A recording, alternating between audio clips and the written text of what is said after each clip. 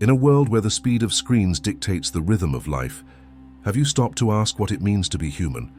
How many times have you felt lost in the noise of shallow opinions, unable to hear the quiet voice within yourself? We live surrounded by endless information, yet do we truly gather wisdom or merely recycle words that are not ours? Can one truly be intelligent in a society that worships profit but abandons the depth of authentic thought? When you look within your own soul, do you find clarity or only a distorted reflection of society's expectations? How many of us fear being different, only to become cheap imitations of models imposed by others around us? Have you noticed that silence, so rare in modern life, can become the loudest scream of our true consciousness? If pure love were placed before your eyes, would you recognize it or laugh at it as if it were childish naivety? Does the endless pursuit of status and power bring us closer to fulfillment or only to an inner emptiness? How many smiles you see every day are nothing but masks hiding a silent pain no one dares to acknowledge?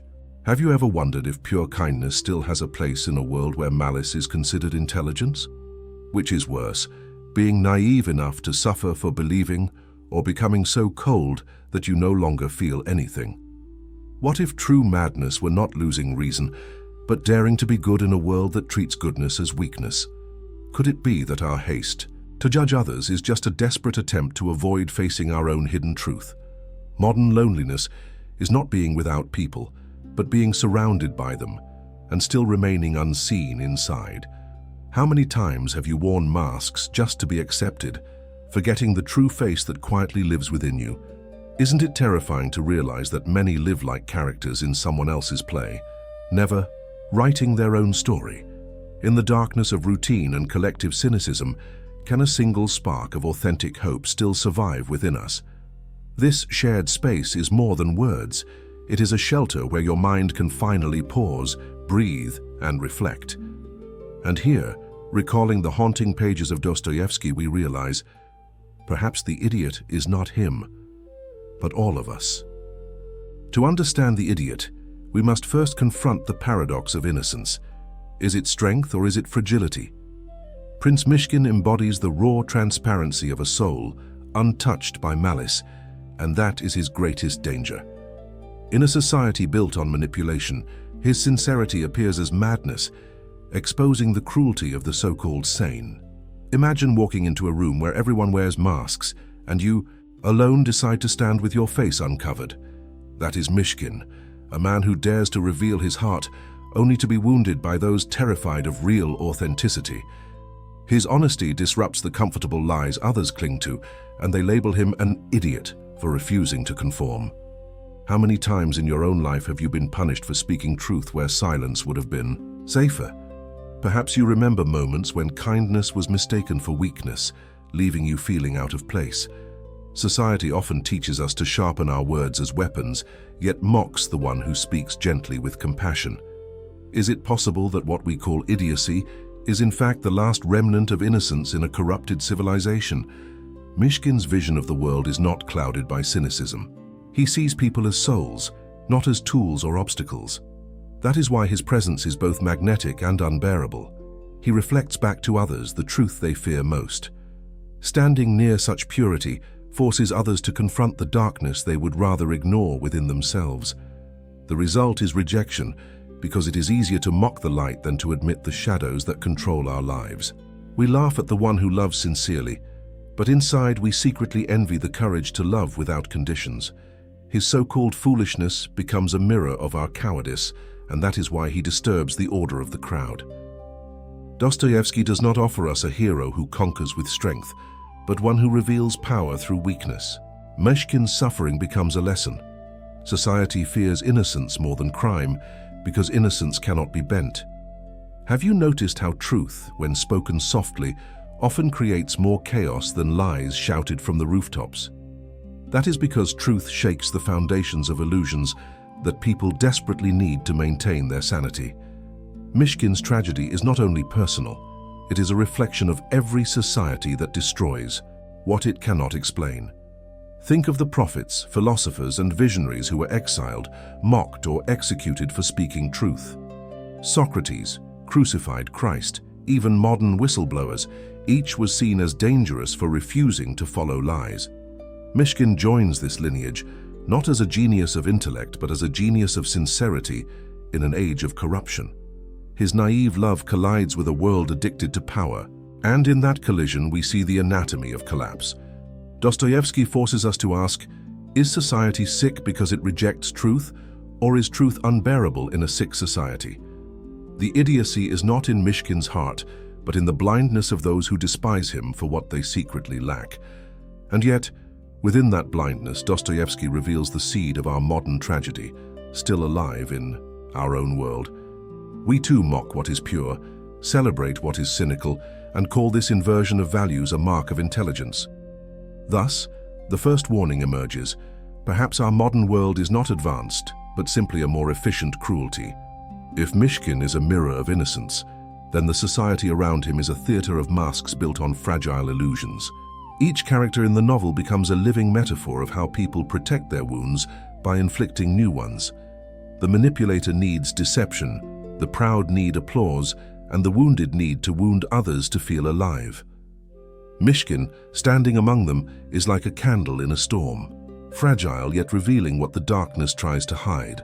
His presence threatens the order of corruption because he does not participate in its silent contracts of lies. How many times in life have you felt pressured to agree with something false just to avoid being cast aside? Society thrives on this silent pact. We all pretend together, and anyone who refuses becomes the enemy of all. Mishkin breaks that pact not by rebellion, but by living transparently, and that alone makes him intolerable. People fear those who cannot be manipulated because their freedom exposes the chains the rest choose to carry. In our modern world, think of those who speak openly against injustice. Often they are silenced or ridiculed. The system does not fear violence because it knows how to control it. It fears sincerity, which cannot be tamed. Mishkin's vulnerability reveals how corrupt systems crumble when faced with the disarming power of honesty. Imagine a child telling the truth in a room of adults, hiding secrets. Suddenly the child becomes dangerous. We laugh at such moments, yet within that laughter is the trembling fear of being unmasked by simple words. The true madness of humanity is not violence, but the hatred of anything that exposes our fragile hypocrisy. When Dostoevsky presents Mishkin as a fool, he is really asking us, what does our rejection of innocence reveal? Perhaps it reveals that our civilization does not seek truth, but comfort in illusions that justify our cruelty. We prefer cynicism because it feels clever, while sincerity feels vulnerable, and therefore unbearable to sustain. But can a society survive on cynicism alone, or does it eventually collapse under the weight of its own lies? Look at our world today. Political corruption, fake news, broken trust, all symptoms of this same disease. The disease is not simply dishonesty, it is the hatred of truth when spoken without armor, without disguise. Mishkin's so-called idiocy is the courage to live without disguise, and that makes him unbearable to the crowd. Every culture builds defenses against pain, but those defenses often become prisons where no real love can enter. Mishkin refuses the prison, and in doing so he shows how freedom is both terrifying and transformative. Isn't it strange that we admire strength in fiction, but despise it when it appears as vulnerability in life? Dostoevsky turns this contradiction into a mirror. He asks whether we are brave enough to face ourselves. Perhaps we fear purity not because it is weak, but because it reveals how far we have drifted from our essence. In mocking innocence, we confirm our own corruption, and we mistake this confirmation for wisdom. The danger of Mishkin's world is the same as ours. When truth is mocked long enough, lies become the norm. And when lies become the norm, the collapse of meaning follows, and no society can survive without meaning. To grasp the full weight of the idiot, we must see how innocence does not exist in a vacuum but collides with greed. Mishkin enters a society obsessed with wealth and status, and his simplicity exposes the emptiness of their pursuits. What meaning does money hold if it only buys admiration from people too shallow to love us for who we are? Dostoevsky paints wealth not as liberation, but as another form of imprisonment hidden under golden decorations. The characters around Mishkin cling to possessions as shields, yet their Eyes betray the hunger of unsatisfied souls. How many in our modern world exhaust themselves chasing wealth only to discover loneliness in their victories? The modern skyscraper and the Russian mansion are built on the same fragile foundation, fear of insignificance. Mishkin, with no obsession for riches, becomes an insult to those who define worth by the numbers they possess. His poverty of material ambition is actually a wealth of spirit, and that paradox unsettles the powerful most. Isn't it striking how society ridicules those who step out of its economic rat race, calling them failures?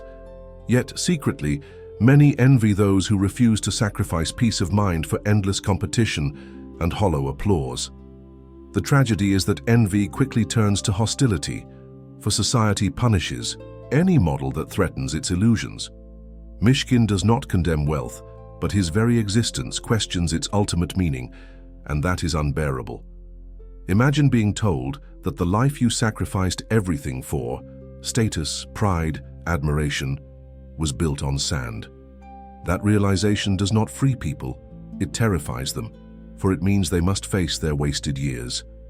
Mishkin's gift is seeing human beings as more than economic roles, but this gift makes him a disruptive force. The idiot is not the man who rejects wealth, but the one who believes wealth alone can secure happiness. In this sense, Dostoevsky prophesies our own century, where consumerism thrives, yet depression deepens. We create technologies to accumulate faster, yet find ourselves emptier, proving that abundance without meaning is void. The endless desire for more blinds us to the possibility that enough could already be salvation for our souls. Mishkin, by living without greed, demonstrates that freedom is not owning more, but needing less to be whole.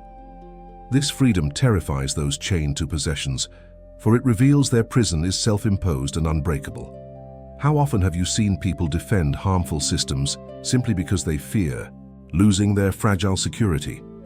Greed disguises itself as progress, but Dostoevsky unmasks it as despair, wrapped in the illusion of control. The collapse of meaning begins when value is measured not by virtue or wisdom, but by price tags and applause. Mishkin's quiet life stripped of vanity is a warning. Civilizations obsessed with wealth rot from the inside. His presence whispers a question into every ear. If you lost everything material, would you still know who you are? For many, the answer is silence, for identity has been sold to the market in exchange for fragile admiration. Dostoevsky reminds us that the real idiot is the one who believes money can purchase peace, love, or eternity. And so the novel warns us, a society that worships wealth above truth will eventually devour its own humanity. If greed reveals the fragility of society, then power exposes its cruelty, for power without morality always corrupts. In The Idiot, power appears not as noble responsibility but as a weapon used to dominate, humiliate, and control. Mishkin's refusal to play power games makes him dangerous, for he cannot be bought, manipulated, or threatened. Those around him see this not as strength but as weakness, because they cannot imagine power without violence. And yet, true power is not the ability to coerce others, but the rare ability to remain unchanged by corruption. Mishkin embodies this paradox, powerless in worldly terms, yet unshakable in a world that thrives on betrayal. How often have you seen in modern life people who rise to positions of influence only to lose their humanity? The corridors of politics and corporations echo with the same emptiness Dostoevsky described centuries ago. Titles and positions are merely costumes, yet people cling to them as if they were eternal crowns of meaning. Mishkin does not wear such costumes, and that nakedness of spirit terrifies those who live behind false authority.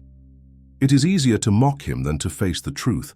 Power without love is not power, but only organized cruelty. We too live in an age where power is admired more for its capacity to dominate than for its ability to heal. Mishkin's gentleness forces us to ask, when did gentleness become incompatible with strength in human eyes? Perhaps it was the moment when we confused fear with respect and control with genuine leadership of the soul. In today's world, leaders are often applauded not for wisdom, but for their ability to silence and intimidate. But what is the worth of such leadership if it builds obedience through fear rather than growth through trust? Dostoevsky exposes this paradox with cruelty. The fool is not the gentle man, but the world that despises him. The novel suggests that true authority comes not from dominance, but from the courage to remain incorruptible. Have you noticed how rare it is to meet someone unshaken by ambition, untouched by the hunger for control? Such people are seen as outsiders, for they cannot be absorbed into the machinery that worships domination. Myshkin's tragedy is that his purity of heart is mistaken for impotence, when in truth it is unshakable power. His rejection of manipulation unveils a truth. Power divorced from ethics is already a form of self-destruction.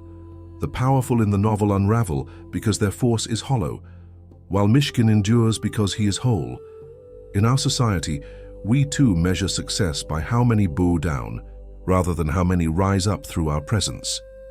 But true greatness is not bending others to our will.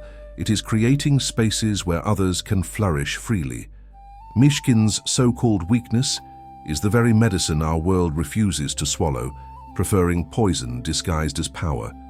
We celebrate conquest yet ignore the wounds it leaves, as if domination could ever heal the human condition. Dostoevsky's warning is clear. The lust for power is the seed of decay, and civilizations fall when it takes root. A society that mocks gentleness while praising cruelty is already preparing its own funeral in silence. And so, the idiot becomes the prophet, and the world in its arrogance refuses to hear the wisdom of weakness. If power reveals corruption, then love in the idiot reveals tragedy, for even affection becomes poisoned by ego.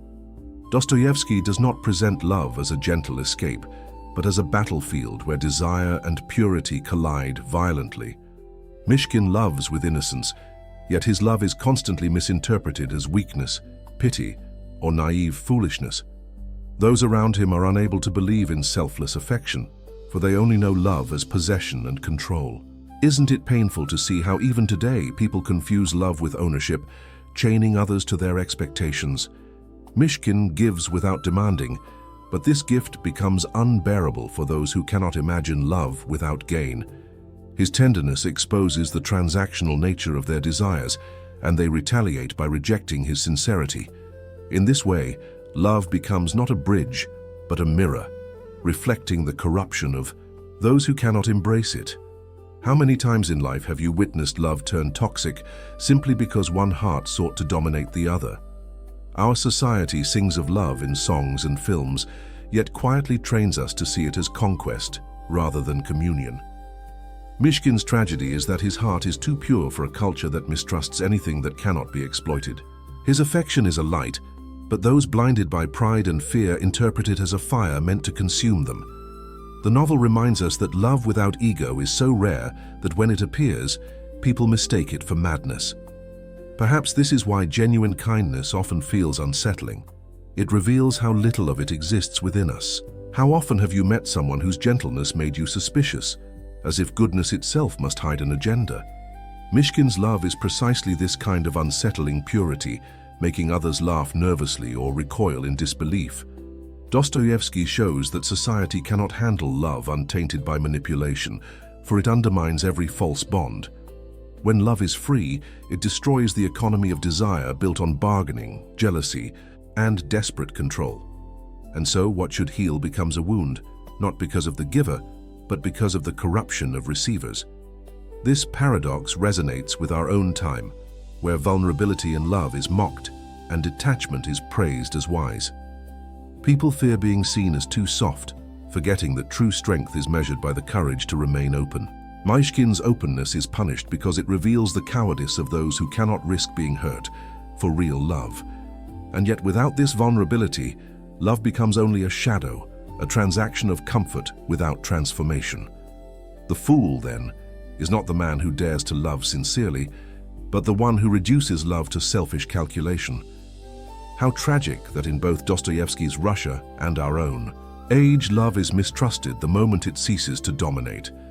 Myshkin's devotion is the antidote, yet society spits it out, preferring the poison it has grown addicted to. In mocking his love, they reveal their own emptiness, and in destroying him, they destroy the hope of healing.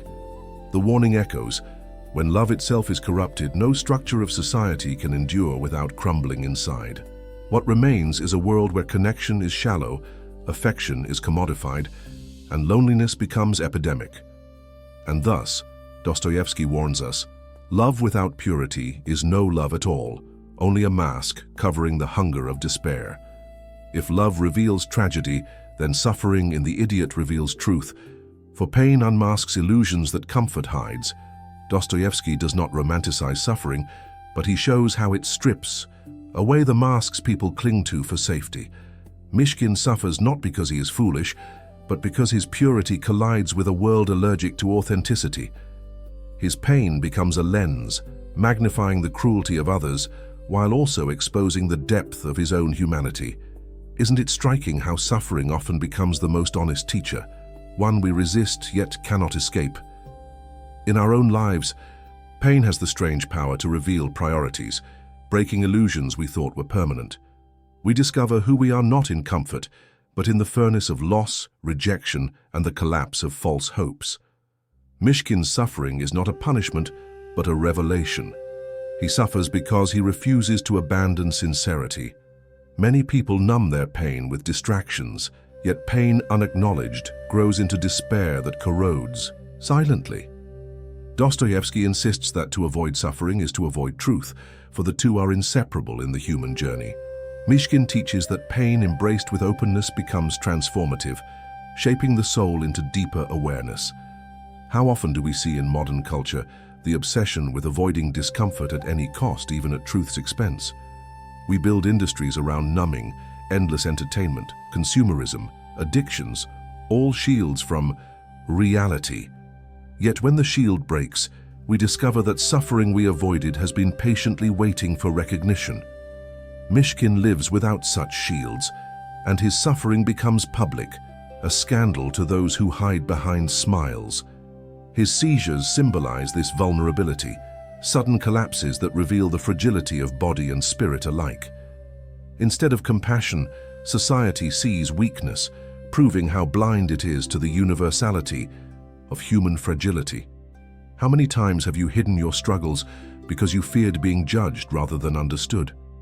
This fear is the silent chain of modern society. We must appear strong even when we are breaking inside. Mishkin refuses the chain. He suffers openly, and in that openness he reveals a strength greater than denial. True strength is not the absence of pain, but the ability to endure it without surrendering to bitterness. Dostoevsky invites us to see suffering not as humiliation, but as an initiation into the deeper layers of the self. The world despises this view because it demands courage to look pain in the eyes rather than numb it away. And yet every culture that denies suffering ends up producing shallow people who cannot endure true crisis. Mishkin shows us that the heart that suffers sincerely becomes capable of love no false comfort could ever teach. Without suffering, love remains shallow. With suffering, it becomes rooted in truth that nothing can shake. The fool, then, is not the one who suffers, but the one who flees from suffering, only to live in fragile denial. Perhaps this is Dostoevsky's cruelest warning. To fear suffering is to fear the very door to transformation. A world that anesthetizes itself against pain will eventually lose its capacity for compassion and meaning. And so, suffering, though hated, becomes the birthplace of wisdom, revealing truths too heavy for illusions to bear. If suffering reveals truth, then madness in the idiot reveals society's fear, for what it rejects it calls insane. Prince Mishkin is labeled the idiot, not because he lacks reason, but because his reason contradicts corruption. Madness becomes society's convenient label for anyone who dares to live outside the logic of greed and deceit. Isn't it ironic that conformity, which often destroys souls, is seen as sanity, while freedom is branded madness? Dostoevsky asks us, who is truly sick? The one who lives by love, or the crowd that mocks love as foolishness? Mishkin's presence turns every room into a stage where hypocrisy trembles, and hypocrisy always attacks exposure. The nervous laughter he provokes is not joy, but fear, the fear of being unmasked by a man who refuses to wear masks. Society cannot bear such nakedness, so it declares him unstable, protecting itself from the shame of recognition. How many times have you seen truth-tellers dismissed as crazy just to preserve the comfort of the majority? In our world, this happens daily. Whistleblowers, prophets, visionaries, all silenced under the cloak of madness. Mishkin belongs to this lineage, proving that society weaponizes the word insane to maintain its illusions. What appears foolish is often wisdom unrecognized, because it does not fit the categories of a corrupted mind. Isn't it tragic that genuine innocence appears threatening, while manipulation and cruelty are considered normal? Madness, then, is not in Mishkin, but in the world that cannot tolerate a man who loves without hidden motives. The novel forces us to ask, are we sane because we conform, or are we merely trained actors in a collective play? Perhaps modern sanity is nothing but well-adjusted despair, numbness accepted as the price of belonging. Mishkin, in refusing despair, appears insane because he embodies a hope that cynicism cannot comprehend. His very existence exposes the sickness of a world that rejects joy as naive and worships pain as intelligence. How often do we celebrate dark humor while mocking tenderness, as if cruelty were more sophisticated than love? Dostoevsky unmasks this inversion, showing that what society calls maturity may simply be corrupted resignation. Mishkin's supposed madness is his refusal to adapt to corruption, and that refusal is the novel's central light. In this sense, madness becomes holiness, the courage to remain whole when the world demands fragmentation. But holiness is intolerable in corrupt systems because it threatens the very logic that keeps them alive. This is why prophets are killed, philosophers silenced, and visionaries mocked. They disturb the order of lies. Mishkin joins them as a living question. Is sanity truly sanity if it demands the death of authenticity? The fool, then, is not the one who is different, but the crowd that crucifies difference for its own comfort. Perhaps we too have laughed at sincerity, labeling it childish, to protect ourselves from admitting our emptiness. Dostoevsky's dark warning is this: the more we ridicule innocence, the more insane our society becomes.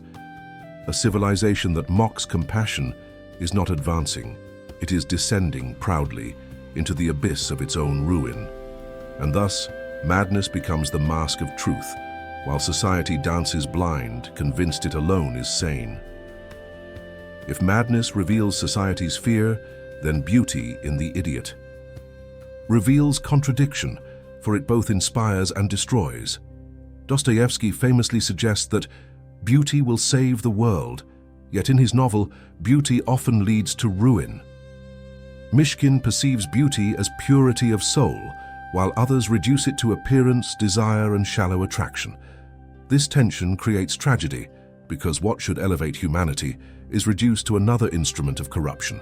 Isn't it painful to see how modern culture turns beauty into commodity, stripping it of mystery and depth? Beauty in advertising, social media, and entertainment becomes a weapon, shaping desire and enslaving identity. Mishkin, however, recognizes beauty in vulnerability, sincerity, and truth, not in masks or artificial ideals. His definition threatens those who profit from illusions because it strips beauty of its market value and control. Imagine a society where beauty is not bought or sold, but lived in kindness, humility, and authentic presence. That vision seems utopian, yet it exposes how enslaved we are to the tyranny of surfaces over inner substance. In The Idiot, characters are destroyed by their obsession with beauty as possession, not beauty as revelation. Isn't this the same as today's endless race for validation through appearances that never satisfy the soul? We chase physical perfection, ignoring the decay of our inner lives, and call this shallow pursuit sophistication. Dostoevsky shows that beauty without morality is a knife, capable of captivating, but also of inflicting harm. Mishkin alone insists that true beauty must be linked to goodness, or else it becomes merely another form of power.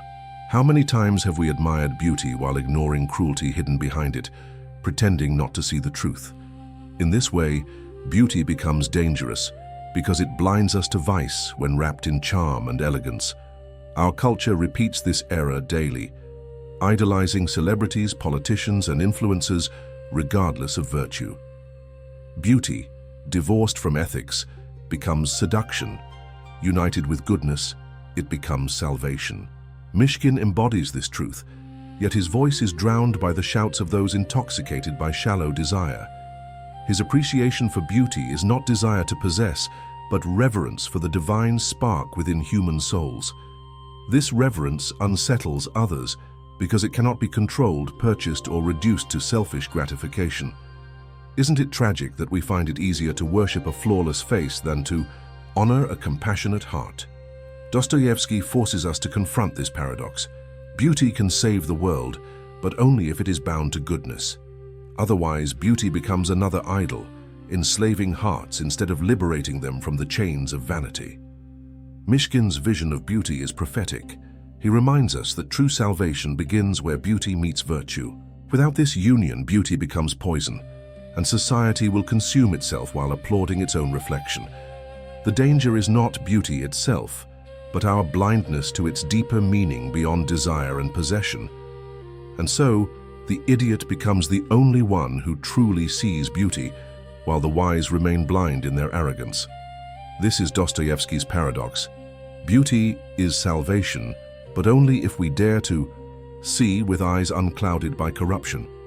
If beauty exposes contradiction, then morality in the idiot exposes collapse, for ideals crumble under human weakness. Dostoevsky does not describe morality as a set of rules, but as a battlefield where conscience and desire collide. Mishkin's moral compass is clear. He chooses compassion, honesty, and truth, even when they cost him everything. Society, however, views morality not as truth but as convenience, shifting its standards whenever power demands it. How many times in our modern age have we seen people bend their values for profit, applause, or social approval? We praise morality when it benefits us, but we abandon it the moment it requires sacrifice or uncomfortable truth. Mishkin's tragedy is that his uncompromising morality shines a light on the hypocrisy others desperately protect. His goodness becomes unbearable, for it reveals how hollow the so-called respectable morality of others truly is. Isn't it telling that people often admire virtue from afar, but despise it when it challenges their way of living? The world is not hostile to morality in words, but it is hostile to morality in action, lived without compromise. Dostoevsky shows us that morality without courage is a mask, and society thrives on masks more than authenticity. Mishkin refuses the mask, and in doing so he becomes intolerable, for his life makes others feel exposed. We see this pattern in history. Prophets, reformers, saints, all attacked for living truth others could not bear. Modern society repeats the cycle, punishing whistleblowers, silencing integrity, rewarding corruption instead. What is mocked as foolish morality is often the last fragile shield against the collapse of collective meaning. Mishkin demonstrates that morality without love is legalism, but morality with love is salvation for the soul. Society prefers legality because it is controllable, while love cannot be tamed, and that frightens the powerful. Isn't it strange that the purest moral acts are often invisible, done quietly by those society calls insignificant? The fool is not the one who lives with integrity, but the one who trades conscience for comfort and convenience. Dostoevsky reveals that civilization begins to rot the moment morality becomes a performance instead of conviction. This rot spreads quickly, infecting institutions, relationships, and even the private heart with silent decay. Mishkin's life is an antidote, yet the antidote is rejected because truth is always too bitter for corrupted tongues. And so morality becomes not a guide, but a theater where people applaud virtue and practice hypocrisy backstage.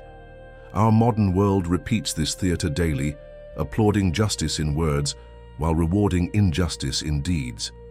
Mishkin's naive morality is not weakness but radical resistance because it refuses to join the play of hypocrisy.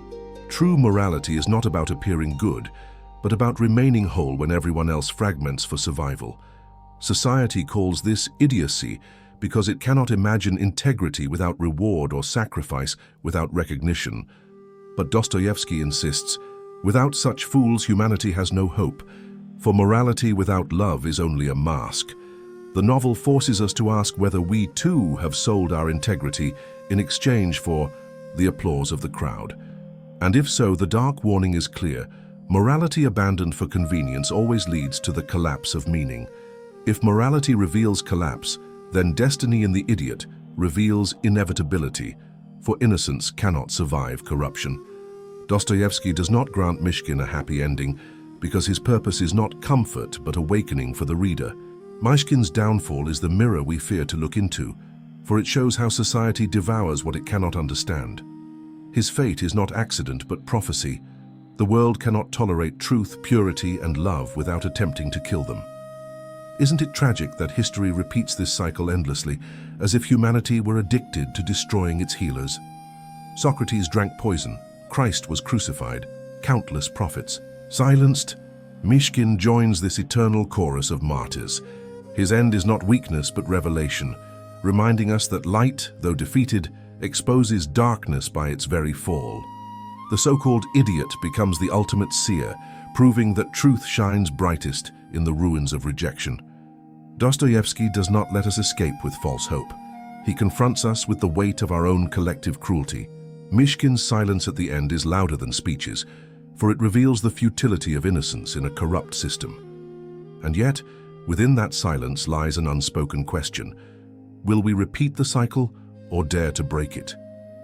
In our modern age, this question is even more urgent, for corruption has become institutionalized and globalized. Technology connects us, but also magnifies deception, making illusions spread faster than truth can take root. The tragedy of Mishkin becomes prophecy for us. Purity will always be mocked, but without it, we lose our humanity. Isn't it haunting that we still call honest people naive and corrupt people clever, as if wisdom were inversion? Dostoevsky shows us that the collapse of innocence is not only a personal tragedy, but a civilizational one. When purity is destroyed, what remains is cynicism, and cynicism cannot sustain a world without consuming it. Mishkin's fate asks, do we want survival built on lies, or renewal built on the painful courage of truth? Our modern institutions, politics, business, media, mirror the same blindness that devoured Mishkin in his time. The story is not distant history. It is a diagnosis of our present illness, one we continue to deny. Each rejection of authenticity is another step toward collapse, even if hidden beneath the mask of progress. Dostoevsky whispers through Mishkin, civilizations die not when they lack wealth, but when they lack truth. His idiocy becomes a test for us. Do we dare to embrace sincerity, or will we laugh until we destroy ourselves? Isn't it telling that the qualities we need most, compassion, honesty, innocence, are the ones we despise the most? Mishkin's destiny proves that truth is never comfortable, for it demands the death of our illusions to be reborn. The fool's tragedy is that he sees what others cannot, but his vision is mocked until the world collapses. And yet within this tragedy lies a seed of hope.